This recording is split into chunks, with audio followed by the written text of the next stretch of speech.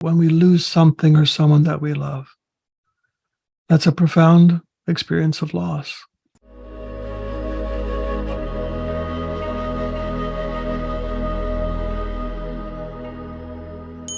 I want to broaden out the context a little bit now, because our associations with grief are primarily personal. Like, I lost a marriage, or I lost a friend, or my parent died, or something personal was lost. A beloved animal friend died. But since the pandemic, there's been a whole nother layer of loss that we've been exposed to.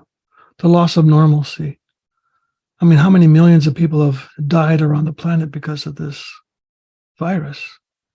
The loss of what we expected has been also torn.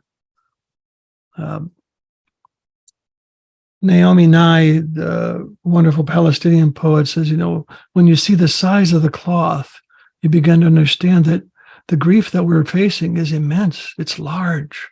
And much of it, again, is not personal.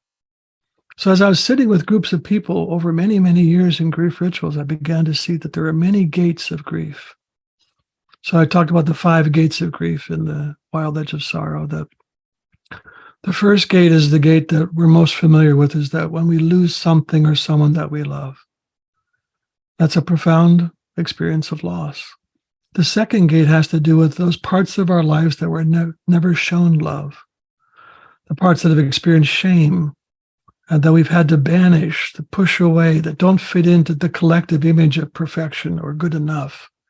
So our weakness, our neediness, our sadness, our exuberance, our sensuality, all those things had to be pushed away. That's a loss to our integrity.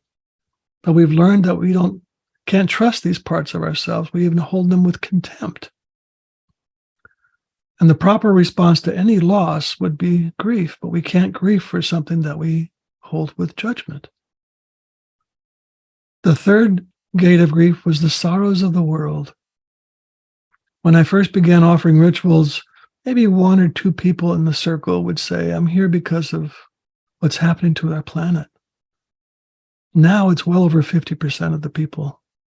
They're there because the grief of the world is just shattering their hearts, and they don't know where to take it. And I've done a lot of retreats for environmental activists who are just saturated with this earth grief, but usually have no place to take it.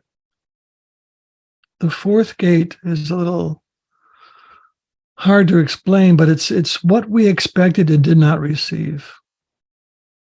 So when I wrote about, or talked about it a little bit earlier, that on some level we were expecting groups of circles of people to gather around when there's been a loss in the community, and that we would gather in ritual space to process the grief. That's part of what we expected and did not receive.